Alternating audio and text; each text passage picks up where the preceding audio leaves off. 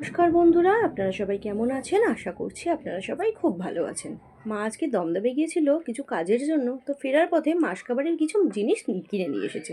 তো চলুন দেখে নেওয়া যাক। নিয়ে এসেছে 200 গ্রামের এই একটা কলগেট, 500 গ্রাম গোবিন্দভোগ চাল, 200 গ্রাম সয়াবিন, আর ছিল 5 কেজি মিনিকেট চাল। তার সাথে ছিল একটা 1 কেজি সানলাইটের গুঁড়ো, আর ছিল 250 গ্রাম ঘুগনির মটর। তার সাথে ছিল একটা কিষান সস, আর ছিল ইমামি হেলদি অ্যান্ড টেস্টির এই মাস্টার্ড অয়েলের 1 কেজির একটা প্যাকেট। তার সাথে ছিল 3 কেজি চিনি, আর ছিল 200 গ্রামের এই মসুর ডাল। তার সাথে ছিল 4 প্যাকেট এই বেস্ট চয়েসের রিফাইন অয়েল। এইবারে নতুন একটা জিনিস দেখলাম জানেন বন্ধুরা, এই রিফাইন অয়েলের সাথে মান্ত্রার এই লাল মির্চের পাউডারগুলো না ফ্রি পাওয়া যাচ্ছে। যাই হোক, ভালোই হলো।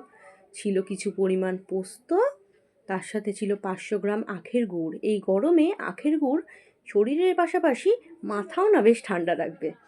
তার সাথে ছিল ঠাকুরের মিছরি, আর ছিল 250 গ্রাম কিশমিশ, আর ছিল 200 গ্রাম ভাঙা কাজু। এই তরকারিতে বেটে দেওয়ার জন্য অনেক সময় লাগে, তো সেই কারণেই ভাঙা কাজুটাই আমরা নিয়ে এসেছি রান্নার জন্য।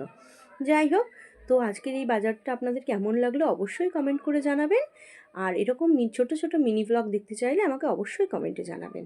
তো চলুন, দেখা হবে পরের একটা ভিডিওয়। ততক্ষণ পর্যন্ত সবাই ভালো থাকবেন, সুস্থ থাকবেন, পারলে একটা লাইক করে দেবেন।